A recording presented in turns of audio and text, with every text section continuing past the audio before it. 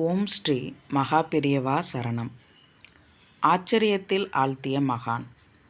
சிவகங்கை மாவட்டம் இளையத்தாங்குடியில் காஞ்சி மகா பெரியவர் முகாமிட்டிருந்த போது நம் பாரம்பரிய கலைகளை கௌரவிக்கும் நோக்கில் அகில பாரத வேதாகம ஷில்ப சதஸ் நிகழ்ச்சியை நடத்தினார். தமிழகத்தில் சிற்பக்கலைக்கு பெருமை சேர்க்கும் விதத்தில் பல கோயில்கள் உள்ளன. பல்லவர் பாணி, சோழர் பாணி என மன்னர்கள் அவரவருக்கான முத்திரைகளை சிற்பங்களில் பதித்துள்ளனர்.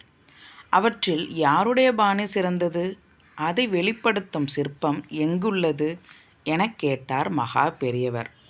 அனைவரும் ஒரே தோணியில் பல்லவர் பாணியை சிறந்தது. முதலில் கற்கோயில் கட்டும் முறை இவர்களின் காலத்தில்தான் ஏற்பட்டது. தொடக்கத்தில் மலைகள், பாறைகள் உள்ள இடங்களில் குடவரை கோயில்களை எழுப்பினர். பிற்காலத்தில் ஊர் நடுவே கற்கோயில்களை கட்டினர். இதில் பல்லவர்கள் கட்டிய மகாபலிபுரம் சிற்பங்களில் அர்ஜுனன் தவக்கோலம் சிறந்தது என்றனர். பாசுபதம் என்னும் அஸ்திரத்தை பெற விரும்பினான் அர்ஜுனன்.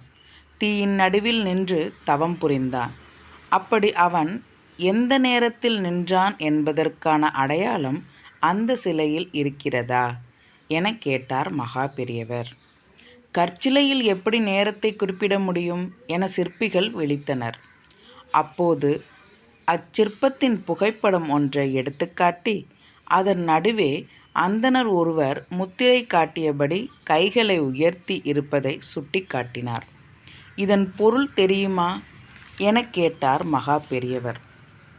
சிற்பிகளுக்கு தெரியவில்லை.